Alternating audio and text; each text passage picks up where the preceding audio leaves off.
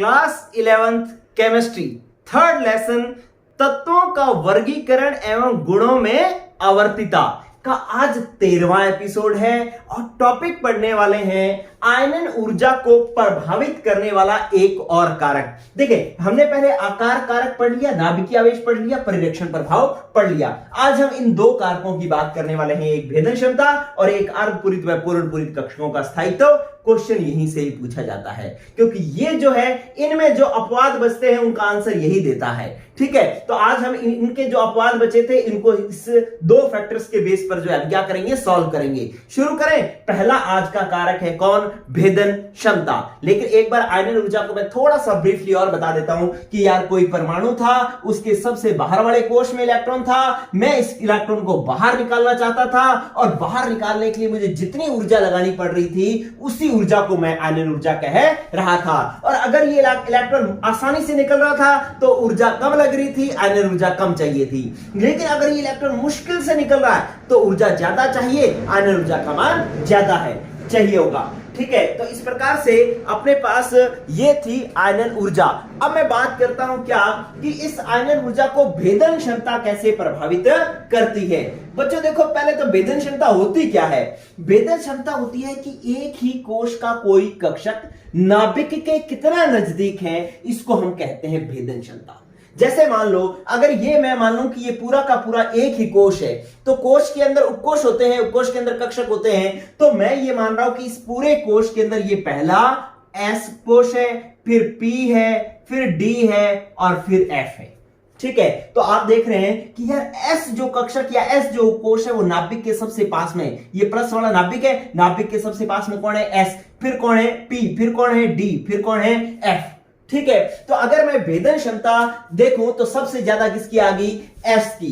ठीक है, तो यहां पर मैं लिख रहा हूं भेदन क्षमता का क्रम। भेदन क्षमता का क्रम मेरे पास क्या बना कि भैया एस की भेदन क्षमता सबसे ज्यादा है क्योंकि ये नाभिक के सबसे पास में है, उससे कम पी, उससे कम डी और सबसे कम एफ। ठीक है, अब एक चीज और देखो कि यार एक इलेक्ट्रॉन तो इस एफ में पड़ा है, इसमें से इलेक्ट्रॉन निकालना हो और एक इलेक्ट्रॉन इसमें से निकालना हो, तो दोनों में से इलेक्ट्रॉन निकालना मुश्किल किसमें से होगा? एस में से निकालना मुश्किल होगा क्योंकि एस नाभिक के सबसे ज्यादा नजदीक है।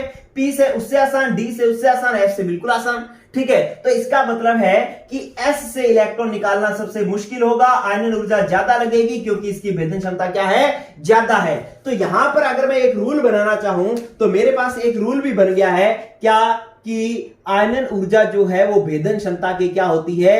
आयनन ऊर्जा जो होती है बच्चों वो भेदन क्षमता के क्या हो गई? भेदन क्षमता के हो गई समानुपाती, कि जिसकी भेदन क्षमता ज्यादा वहां पर आयनन ऊर्जा भी ज्यादा, जहां पर भेदन क्षमता कम वहां पर आयनन ऊर्जा भी कम। ठीक है, तो इस प्रकार से ये तो हमारा रूल बन गया और भेदन क्षमता क्या है ये पता लगी, भेदन क्षमता किसकी ज्यादा किसकी कम ये पता लगी। अब मैं बात करता हूं आयनन ऊर्जा की। किसकी बात करता हूं? आयनन ऊर्जा का क्रम। ठीक है, मैं अगर देखना चाहूं तो मुझे समझ में आ गया कि एस की भेदन क्षमता ज्यादा है तो इसकी आयनन ऊर्जा भी सबसे ज्यादा होगी, पी की कम, डी की कम और एफ की सबसे कम। ठीक है बच्चों, तो ये आप एक बार बात समझ गए कि एस की भेदन क्षमता क्या होती है? सबसे ज्यादा होती है, पी की कम, डी की कम, एफ की कम, आयनन ऊर्जा का भी यही क्रम होता है। अब इससे क्या हुआ? इससे आपको एक बात समझ में आ गई। कल जो है ना, कल या पिछले एपिसोड में जब हमने पढ़ा था कि नाभिकीय आवेश आवर्त में बाएं से दाएं जाने पर नाभिकीय आवेश बढ़ता है और आयनन ऊर्जा का मान बढ़ता है, पिछली क्लास में पढ़ा था ना। ठीक है, उसमें मैंने एक चीज छोड़ दी थी, आपने गौर किया होगा कि सर ने ये छोड़ दिया, तब सोचा होगा उसका सर को आता ना हो, लेकिन अब चेक करो वो आपका अभी सॉल्व हो रहा है। क्या कि मैं दूसरे आवर्त की बात कर रहा हूं, सेकंड आवर्त में मैंने लिखा था लिथियम, फिर लिखा था बेरिलियम, फिर लिखा था बोरॉन, फिर कार्बन, फिर नाइट्रोजन, फिर ऑक्सीजन, फिर फ्लोरीन और फिर नियोन, ऐसे लिखे थे। ठीक है, इनको थोड़ा मैं पास में लिख देता हूं, कार्बन, फिर नाइट्रोजन, फिर ऑक्सीजन और फिर फ्लोरीन और फिर नियोन। ठीक है, तो इस प्रकार से ये तीन तत्व, ये सारे तत्व लिखे थे और मैंने कहा था कि ये अपने आवर्त में इधर से इधर जा रहे हैं। नाभिकीय आवेश इसका है कितना? इसका 3, 4, 5, 6, 7, 8, 9 और 10। ठीक है, अब आपने कहा था कि इधर से इधर जा रहे हैं तो नाभिकीय आवेश बढ़ रहा है, इसलिए आयनीय ऊर्जा का मान बढ़ता है, बढ़ता है, बढ़ता है, बढ़ता है, बढ़ता है, बढ़ता है, बढ़ता है। लेकिन इसमें से मैंने बोरॉन को मिटा दिया था और मैंने नाइट्रोजन को मिटा दिया था। ठीक है, अभी की क्लास में मैं आपको बोरॉन की बात समझाने वाला हूं कि बोरॉन मैंने कल क्यों मिटा दिया था। यहां पर क्या आना चाहिए था, बोरॉन आना चाहिए था। ठीक है, तो अब ये क्या होता है कि जैसे बेरिलियम से बोरॉन में जा रहे हैं, बाएं से दाएं जा रहे हैं, तो आयनन ऊर्जा का मान बढ़ना चाहिए, लेकिन घट जाता है। बोरॉन की आयनन ऊर्जा का मान कम होता है और बेरिलियम की आयनन ऊर्जा का मान ज्यादा होता है। इसका कारण क्या है, इसका मतलब इसका निशान क्या आएगा, इसका निशान बढ़ने का ना आकर के ऐसे आएगा कि बेरिलियम की आयनन ऊर्जा का मान ज्यादा होगा और बोरॉन की कम होगा। ठीक है, और बोरॉन से कार्बन की आयनन ऊर्जा का मान क्या होगा, ज्यादा होगा। अब ये बेरिलियम और बोरॉन में क्यों फर्क आया, इसलिए फर्क आया कि अगर मैं बेरिलियम का इलेक्ट्रॉनिक विन्यास लिखूं तो बेरिलियम का परमाणु क्रमांक है 4, ये बना 1s2 और 2s2, ये इलेक्ट्रॉनिक विन्यास बना। और बोरॉन का परमाणु क्रमांक है 5, इसका इलेक्ट्रॉनिक विन्यास बना 1s2, 2s2 और 2p1। आप देखो बच्चों, इसका मतलब है कि बेरिलियम में तो इलेक्ट्रॉन किससे निकल रहा है, s से, और बोरॉन में इलेक्ट्रॉन किससे निकल रहा है, p से। S की भेदन क्षमता क्या है, इसकी भेदन क्षमता है बच्चों ज्यादा, और भेदन क्षमता ज्यादा है तो इसकी आयनन ऊर्जा का मान भी क्या होगा, ज्यादा होगा। तो इधर से इधर जाने पर बेरिलियम से लिथियम से बेरिलियम में आयनन ऊर्जा का मान बढ़ा, लेकिन बेरिलियम से बोरॉन में जाने पर आयनन ऊर्जा का मान घट गया। क्यों घट गया, क्योंकि बेरिलियम में से तो किसमें से, S में से इलेक्ट्रॉन निकल रहा है जिसकी भेदन क्षमता ज्यादा है, और बोरॉन में P में से इलेक्ट्रॉन निकल रहा है जिसकी भेदन क्षमता कम है, इसलिए यहां पर आयनन ऊर्जा का मान कम होगा और बेरिलियम के अंदर आयनन ऊर्जा का मान ज्यादा होगा। ठीक है, तो इसका मतलब आप देखो एक ही तरीके के निशान नहीं है, ये निशान क्या हो गया, यहां पर बदल गया। क्लियर हुई बात। तो इस प्रकार से अपने को अगर कोई क्वेश्चन पूछे कि बेरिलियम और बोरॉन में से किसकी आयनन ऊर्जा का मान ज्यादा होगा और क्यों, तो आप कहेंगे, आपको लगेगा कि यार इसका परमाणु क्रमांक 4 है, इसका 5 है, तो इसके नाभिकीय आवेश ज्यादा है, इसकी ज्यादा होनी चाहिए। लेकिन ऐसा नहीं है। हुआ क्या, हुआ ये कि बेरिलियम के बाह्यतम कोष कौन सा है, S से इलेक्ट्रॉन निकल रहा है जिसकी भेदन क्षमता ज्यादा है, इसलिए इसकी आयनन ऊर्जा ज्यादा है। और बोरॉन में बाहर वाला इलेक्ट्रॉन P में है, P से इलेक्ट्रॉन निकल रहा है जिसकी भेदन क्षमता कम है, तो आयनन ऊर्जा इसकी मान इसकी कम है, इसलिए तीर का निशान ये क्या हो गया, उल्टा हो गया, ये घटने का निशान आ गया बीच में। ठीक है बच्चों, तो ये बात भी हमें समझ में आ गई। इसका आप ले लो एक बढ़िया सा स्क्रीनशॉट और फिर अपने चलते हैं नेक्स्ट, अर्धपूरित व पूर्ण पूरित कक्षकों का स्थायित्व। चलिए, हो गया भाई, स्क्रीनशॉट ले लिया आपने। अब बात करते हैं अपने अर्धपूरित व पूर्ण पूरित कक्षकों का स्थायित्व। देखें, ये यहीं पर एक जगह ही काम में आना था, वो मैंने आपको एग्जांपल बता दिया। अब एक बार आप अर्धपूरित व पूर्ण पूरित कक्षकों का स्थायित्व समझे। देखिए क्या, देखो आपने लास्ट फैक्टर आप पढ़ रहे हो 5वां, क्या, अर्धपूरित व पूर्ण पूरित कक्षकों का स्थायित्व। ठीक है, इसकी बात आप कर रहे हो। देखो, आपने अभी तक जो अभी क्रम लिखा था ना, उसके अंदर बेरिलियम और बोरॉन के तो कहानी समझ गए, लेकिन मैंने नाइट्रोजन भी मिटाया था। अब नाइट्रोजन क्यों मिटाया था वो इसमें समझ में आएगा आपको। ठीक है, तो चेक करते हैं कैसे। पहले तो अर्धपूरित और पूर्ण पूरित कक्षक होते क्या हैं। देखो, अर्धपूरित व पूर्ण पूरित कक्षक होते हैं, पहले मैंने लिखे कक्षक, फिर मैंने लिखा अर्धपूरित, और फिर मैंने लिखा अर्धपूरित, और फिर मैंने लिखा पूर्ण पूरित।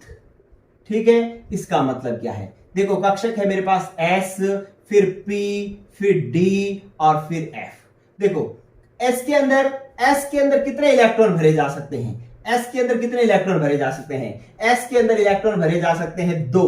ठीक है, और 2 के 2 इलेक्ट्रॉन भरे हुए तो पूर्ण पूरित विन्यास, अगर 1 भरा हुआ तो अर्धपूरित विन्यास। अगर P के अंदर अधिकतम कितने इलेक्ट्रॉन भरे जा सकते हैं, 6, अगर 3 भरे हुए तो अर्धपूरित, 6 भरे हुए तो पूर्ण पूरित। D में 10 भरे जा सकते हैं, 10 भरे हुए तो पूर्ण पूरित विन्यास, और अगर इसके आधे भरे हुए होंगे तो अर्धपूरित विन्यास।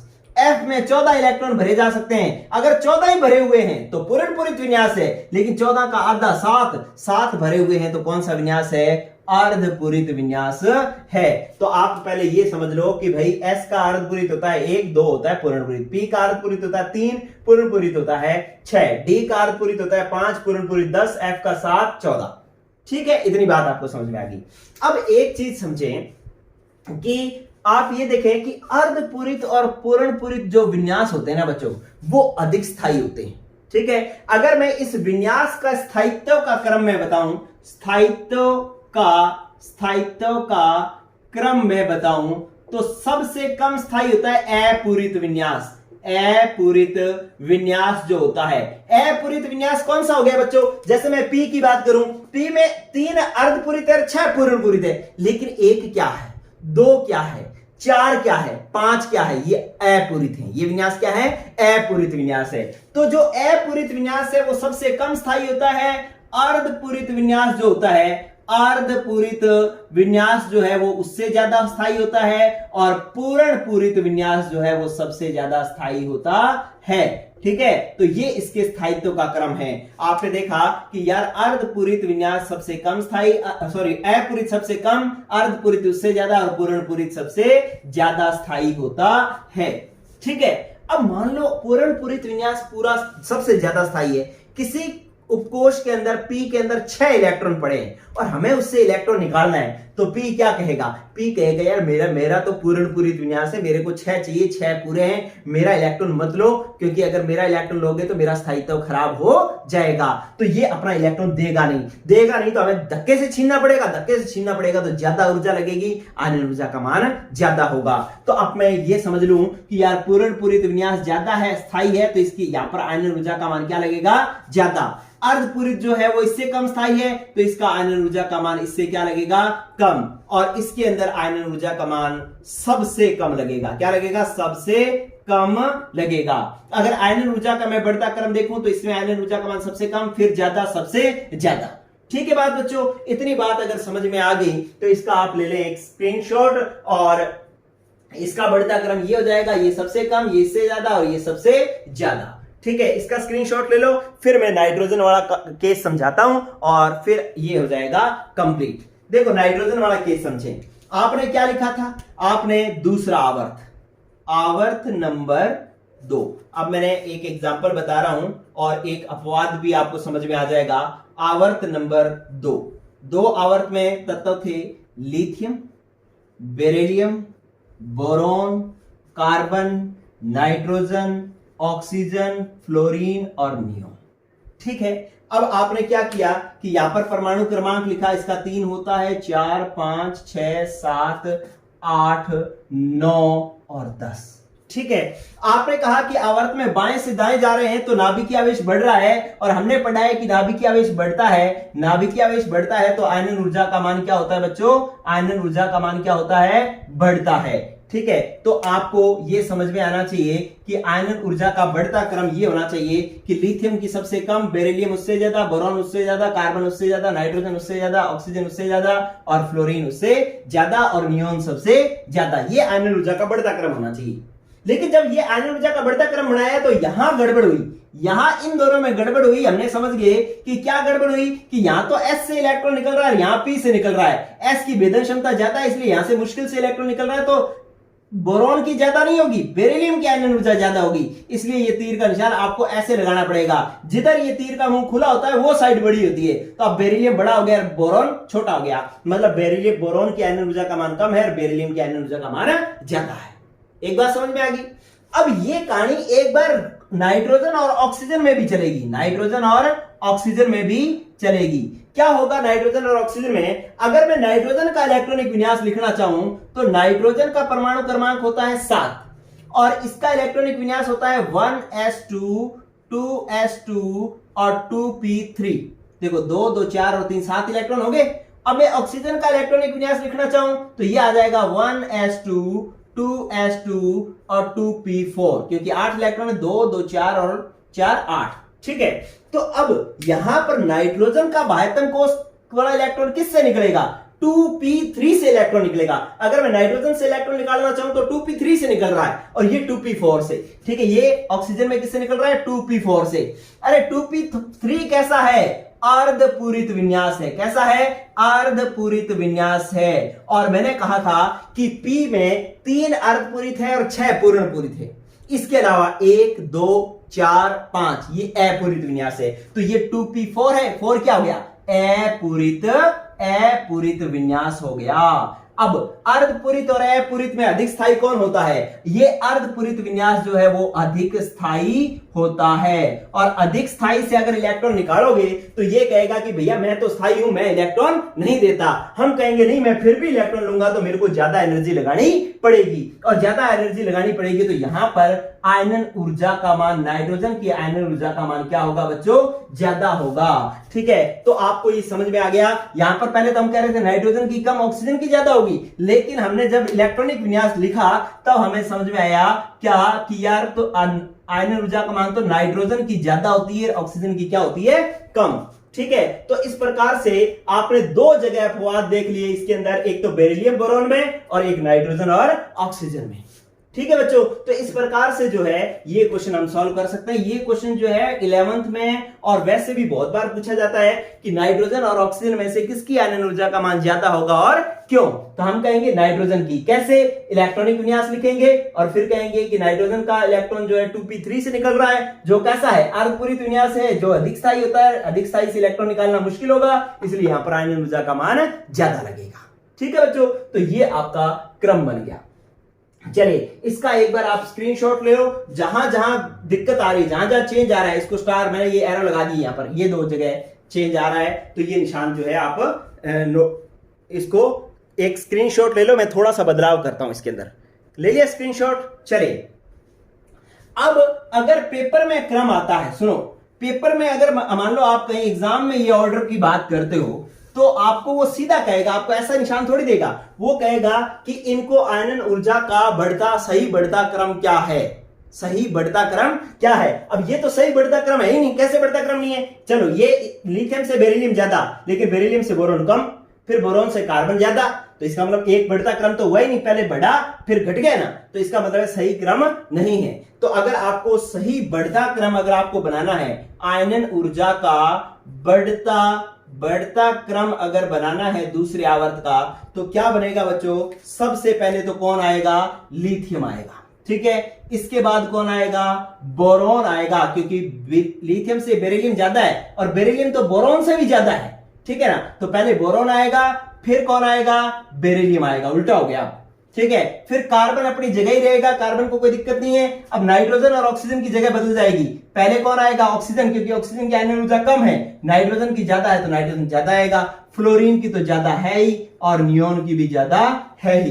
तो इसका मतलब अगर सही बढ़ता क्रम पूछा जाए तो सबसे कम लिथियम, फिर बोरॉन, फिर बेरिलियम, फिर कार्बन, फिर ऑक्सीजन, फिर नाइट्रोजन, फिर फ्लोरीन और फिर नियोन। बस इन 2 जगहों की, 2 लोगों की जगह बदल जाएगी। बोरॉन इधर आ जाएगा, बेरिलियम इधर चला जाएगा, ऑक्सीजन इधर आ जाएगा, नाइट्रोजन इधर आ जाएगा। यहां बदलाव का कारण क्या है? भेदन क्षमता। यहां बदलाव का कारण क्या है? अर्धपूरित व पूर्ण पूरित कक्षों का स्थायित्व। तो इस प्रकार से लास्ट आंसर जो है हमारा ये वाला आएगा। ठीक है बच्चों, तो इसका अब एक बार और ले लो स्क्रीनशॉट, और इस प्रकार से ये एक और टॉपिक हमारा हुआ खत्म।